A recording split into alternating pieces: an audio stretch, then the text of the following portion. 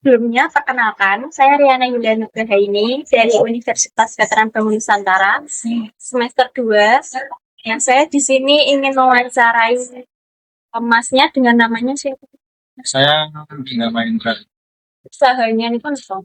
Ini tentang konveks dari di bidang fashion sandang. Nah, sebelumnya bisa diceritakan Mas latar belakang atau sejarah berdirinya usaha ini. Untuk sejarah berdirinya itu pada tahun 2016, tepatnya tanggal 22 Juli 2016.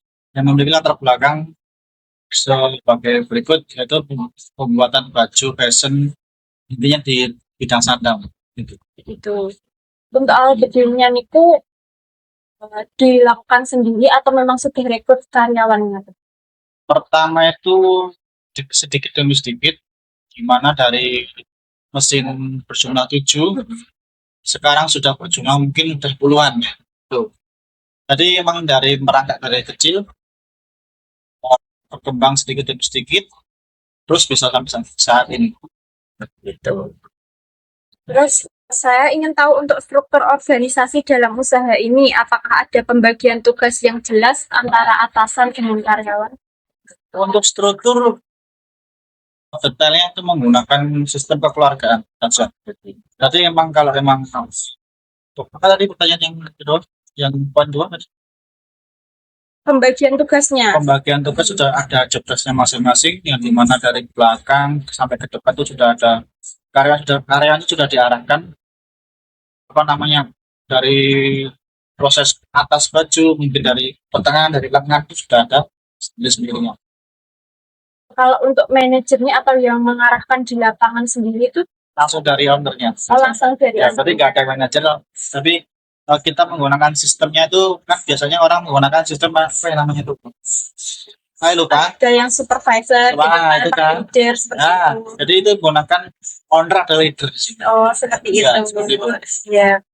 Untuk selanjutnya tuh bagaimana sih usaha Nike tuh mengatasi masalah dan hambatan yang dilalui seperti biasanya?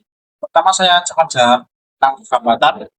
Hambatan biasanya di bidang ini itu biasanya adalah aksesorisnya seperti kancing. Iya. Permintaan owner kan, permintaan buyer kan beda-beda. Iya. Ada yang minta kancingnya ini yang putih atau yang warna apa. Nah, ternyata di toko itu nggak ada. Iya. Nah, itu bisa itu yang bisa membuat penghambatan sebuah produksi. Terus untuk mengatasinya butuh cari di mana saja Cari gitu. di mana saja harus ketemu Harus begitu ketemu. ya. Tapi kalau memang nggak ada, negosiasi sama pihak buyer. Pak, ini sudah biasanya gini, Pak, saya ini udah saya carikan kemana-mana di Solo. Pusatnya kan biasanya di Solo. Solo itu udah paling pusat pun nggak ada. Nah, itu biasanya kita negosiasi. Kalau diganti warna ini gimana? Kalau emang ACC, kita kasih contoh dulu. Pak, ini Pak contoh warna, misalkan warna yang berbeda, mana cocok atau tidak. Coba kalau ACC ya, alhamdulillah biasanya kebanyakan lebih banyak ACC-nya. Seperti itu. Ya. Terus kalau untuk masalah itu kan dari apa itu luar ya kan dari daerah. Kalau masalah internalnya mungkin dari karyawan antar karyawan apa Antar karyawan yang di sini tuh biasanya gini, dan namanya orang kan orang banyak, Iya. artinya banyak orang, maksudnya Karakternya pemikirannya karakternya berbeda-beda. beda, ya bagaimana leader itu bisa menyatukan. Contoh ini adalah dari masalah ini internalnya itu ya. Kadang itu ada yang gelut, ada yang gelut itu kan. Pokoknya nanti dibawa ke sini ke ruang tamu, dijelaskan semua apa namanya itu Masalahnya permasalahannya, apa? terus pada akhirnya pada jabat tangan gitu. Oke lah, kita baikkan lagi. Terus hambatan selanjutnya tuh mungkin kalau ada yang di sini sakit, soalnya di sini tuh orangnya pas. Kalau emang kurang nanti malah buat produksi, terus mau nggak mau merombak orang-orangnya. Jadi yang dulu yang sehari sebelumnya itu dia memegang Iya, plakat, jadi prosesnya itu masih prosesnya berubah. terganggu. Kadang orang satu orang tuh bisa memegang 2 jobdesk lah kata. Seperti itu. Terus kalau bagaimana itu kalau delalah yang tidak berangkat itu banyak itu bagaimana? Dari perusahaan untuk mengatasinya? Untuk mengatasinya ya harus tetap produksi, mungkin targetnya dikurangin. Itu ya. Selanjutnya untuk bagaimana usaha ini melihat peluang atau pengembangan ekspansi di masa depannya. Masa depan. Depannya apakah mau bikin yang resmi atau bagaimana? Untuk kedepannya yang namanya sebuah usaha itu tetap ingin yang namanya resmi. Terus untuk kedepannya yang namanya sandang itu nggak ada matinya. Iya betul, semua orang pakai. Dan semua orang pasti ada inovasi baru-barunya Betul. terus Gitu. Untuk selanjutnya harapan masnya selaku pemilik untuk usaha ini dalam 5 tahun depan itu apa? untuk ke depan 5 tahun setelah ini itu sebenarnya kita nggak belum memikirkan apa yang akan kita lakukan. Tapi yang penting adalah sebelum sebuah perusahaan itu adalah apa namanya untuk apa aku lupa namanya, konsisten. Nah, yang harus konsistennya itu loh.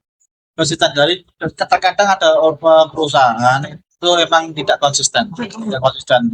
Ada yang 1 tahun ini berjalan lurus tapi belum tahu bulan depan mungkin Ya, kolaps. terus jadi down. Ya, jadi memang yang terpenting pada saat ini itu adalah konsistensinya. Kalau ada bayar ya kita terima gitu, kalau bisa mencapai kita terima. Betul. Sebelumnya ini dulu pertanyaan saya mau bertanya, kalau bayar di sini tuh biasanya mereka itu dari lingkungan Sukoharjo saja atau dari luar kota dan luar sini? Tidak. Jadi emang beberapa daerah ada yang berbeda. Mungkin orang ya beda-beda. Dulu pernah ada yang dari Jogja, dia tuh tahu dari Google Maps. Jadi emang pencarian tuh terbanyak dari Google Maps. Saya ke sini karena Google Maps grafiknya bagus ini gitu. Itu kadang-kadang ingin minta jasa untuk ini bisa enggak? Kadang gitu. Kalau di sini itu ada minimal ordernya atau berapapun gitu? Nah, gimana ya? Kalau saat ini mungkin ada minimalnya sih. Iya, soalnya kalau dikit-dikit produksinya mati. Nanggung juga kan, sudah beli bahan terus makan cuma sedikit gitu. Ya sudah, kalau begitu sekian untuk wawancaranya. Sebelumnya saya berterima kasih karena sudah mau diganggu dan direpoti. Ya, Terima kasih ya Mas. siap.